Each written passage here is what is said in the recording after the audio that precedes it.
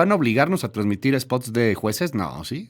Sí, por supuesto. No, Porque, a ver, Luis, el decreto dice no. que la forma en que los vas a, si no, ¿cómo los vas a conocer? A ver, le quitaste a los juzgadores, a los administradores de justicia, el carácter de especialistas, de personas imparciales, y los vas a convertir en políticos. Me da mucho gusto platicar con uno de los hombres que más conoce sobre organizar elecciones en este país, y él se llama Marco Antonio Baños. Él fue consejero del IFE y del INE durante mucho tiempo, y bueno, pues ha hecho su carrera en el marco electoral, de la que te salvaste, Marco. Ahorita podrías estar ahí en el INE teniendo que organizar este tema. ¿Cómo estás? Te mando un abrazo.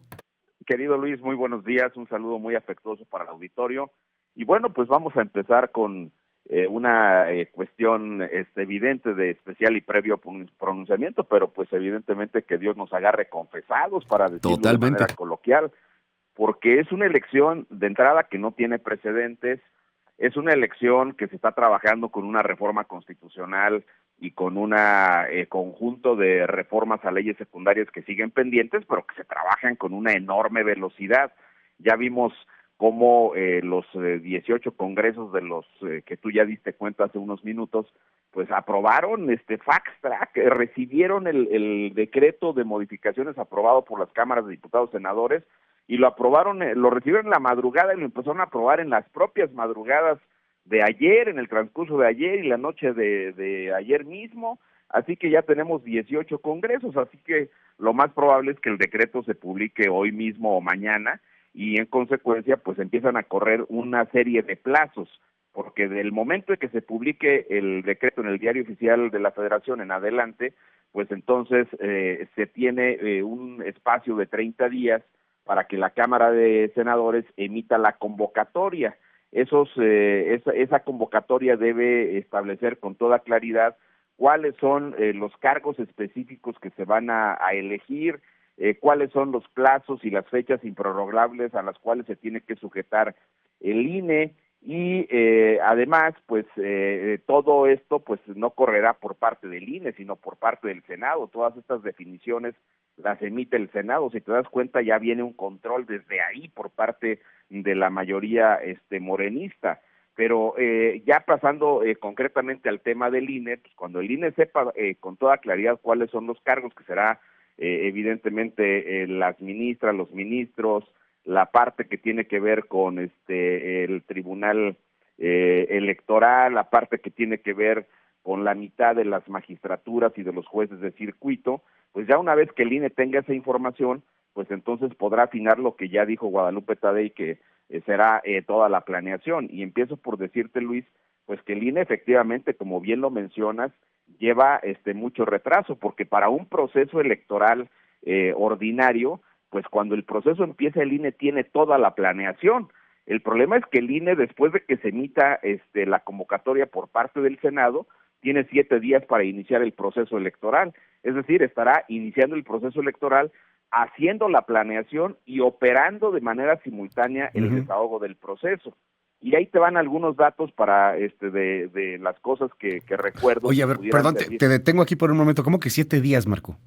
Sí, el Senado tiene 30 días a partir de la promulgación de la convocatoria, y luego para iniciar el proceso, para declarar iniciado formalmente el proceso, el INE tiene 7 días. No quiere decir que el INE va a hacer las elecciones en 7 días después de la emisión del decreto. Sí, no, porque tienen nada.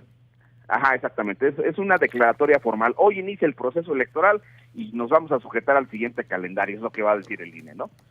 Entonces, para que tú te des una idea y tu auditorio también, Luis, nada más el puro procedimiento de integración de las mesas directivas de casilla, las más de 170,000 que se instalaron el pasado 2 de junio, le costaron al INE, según los datos del propio INE, arriba de 4,000 millones de pesos, la pura integración de las mesas directivas de casilla. Ahora, como no tenemos una certeza clara de cuántas boletas van a ser en cada mesa directiva de casilla, pero pues por lo menos serán entre 6 y 8, digamos, las boletas que cada ciudadano va a recibir. Entonces es como que si tuvieras una elección como ocurrió en los estados el pasado 2 de junio, donde se eligió todo, donde elegiste presidentes, senadores, diputados en lo federal, y también elegiste gobernador, ayuntamientos y congreso local. Entonces aquí, dependiendo del número de los circuitos judiciales que se van a elegir, pues entonces tú vas a tener 6, 7, 8 boletas, ponle. Y eso significa que el INE tiene que integrar casillas del mismo tamaño que las integró. Y te vuelvo a repetir las cifras, según los datos del propio INE, eso costó alrededor de 4,000 millones de pesos, de entrada para las puras casillas. No te hablo de la impresión de las boletas electorales, de los mecanismos informáticos para darle seguimiento a la información, para procesar resultados.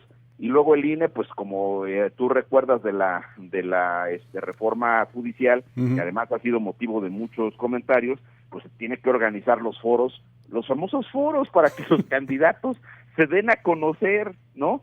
Luego tiene que hacer todo el esquema de la distribución de los tiempos en la radio y la televisión, pero que además es distinto, ¿no? O sea, porque pues jueces voy a ponerlo de manera muy sencilla, pero jueces de Colima, pues no tienen nada que ver con los jueces de la Ciudad de México, con los jueces de Chiapas, con los jueces de Nuevo León, pues, o sea, tienes además que estar organizando como eleccioncillas locales, además de la federal. Sí, lo dices con una enorme precisión, es algo así como que si en toda la pauta del INE, pues estuvieras escuchando a candidatos a las regidurías, a los ayuntamientos en general, para que la gente... ¿Van a obligarnos a transmitir spots de jueces? No, ¿sí? Sí, por supuesto. No. Porque, a ver, Luis, el decreto dice que la forma en que los vas a... Si no, ¿cómo los vas a conocer? A ver, explícame. No, es que a ver, si... Es una verdadera locura, pero además es absolutamente... Imagínate el spot de un juez. No, bueno, a ver, ¿cómo va a ser?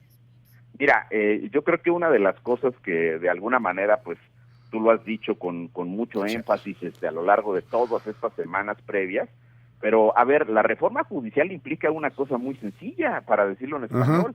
Le quitaste a los juzgadores, a los administradores de justicia, el carácter de especialistas, de personas imparciales, y los vas a convertir en políticos. O sea, para decirlo en español, los vas a convertir en políticos que además no van a tener dinero, ni privado ni público, para hacer sus campañas, pero que van a tener unos spotitos y van a tener foros que organice el INE. Bueno, eso dicen. Ahora, lo que no dice el decreto es que como tienen derecho a que les des tiempos en radio y televisión, así nada más de entrada, la primera pregunta es, ¿de dónde van a sacar lana para hacer los videos? Porque eso cuesta. Sí, bueno, igual y se les ocurre hacer ahí una cosa aburridísima, porque... Este es el otro tema. El único país que ha hecho algo así es Bolivia, o sea, porque en Estados Unidos se elige otro tipo de jueces. En Japón lo que se hace es que se ratifica, no necesariamente se elige, y tanto Japón como Estados Unidos tienen sistemas bien distintos al de nosotros. Lo que quieren hacer con esto, lo único más similar es Bolivia. Trajimos a algunos colegas de Bolivia y nos decían, nadie fue a votar, o sea, todo el mundo le valió cacahuate, era un relajo, meterte a leer ahí un libro de puros candidatos, la gente terminó hastiada y pues fue un ridículo monumental. A ver qué se aprende de esa experiencia y cómo nos termina yendo, Marco. O sea, porque no me imagino una campaña de un juez, o sea, no me la imagino, deja tú políticamente, creativamente, o sea, en marketing se me antoja de una flojera inmensa, pues. O sea, ¿qué vas a vender como juez, como candidato de juez? Pues sí, le vas a decir a la gente que vas a administrar con imparcialidad los asuntos que se le presenten. Bueno, pues eso no es nada nuevo, pues es la primera obligación que ellos tendrían como juzgadores, pero el tema, vuelvo a insistir, los vas a volver políticos. Entonces sí hay razón en decir de dónde va a salir la lana, en brazos de quién los vas a aventar. De entrada, no le demos vuelta a las cosas, y por más que le duela al universo de personas que apoyan a la Cuarta Transformación, pero los estás aventando a los brazos del partido mayoritario. Sí, claro. Nada más en la pura selección de las candidaturas, estimado Luis. Recuerda, por ejemplo, si tú quieres ser ministro de la Corte, imagínate, Luis Cárdenas para ministro de la Suprema Corte de Justicia de la Nación. El juez más chayotero del país. Serás el 1 de 10. Prometo ser el ministro más chayotero de este país. Sí, lo haría. Imagínate, el presidente López Obrador, Claudia Sheinbaum, escogiendo a Luis Cárdenas como una de sus 10 propuestas iniciales, ¿no? Bueno, eso será de los famosos comités estos de evaluación que van Ajá. a tener. Eligen a uno y tú eres uno de ellos. Luego después te van a meter a la tómbola, Ah, es ¿verdad? cierto. Porque van a elegir una cantidad menor de esos 10 iniciales, que serán 3 por cada uno de los poderes. Bueno, nada más que hay un pequeño detalle. Los 10 primeros que van a meter a la tómbola los eligieron o el comité de evaluación del presidente, con 5 destacados juristas afines a la 4T, por supuesto, y luego en el Senado y en la Cámara de Diputados, que tienen otro comité de evaluación, pues lo mismo, esos comités los integra la mayoría de las propias cámaras. Entonces, aquí sí es gente afín a la Cuarta Transformación, aunque los metas a la tómbola. Dicho con todo respeto y toda proporción guardada, es la tómbola del INE. No sé si te acuerdas cómo hicieron ese famoso sorteo de aspirantes para la obtención de algunas consejerías. Entonces, aquí se van a meter a la tómbola, pero esos ya están seleccionados previamente por estos comités de evaluación, que al menos en el caso del Poder Legislativo y del Poder Ejecutivo, pues son evidentemente de Morena. Y luego, no les vas a dar lana.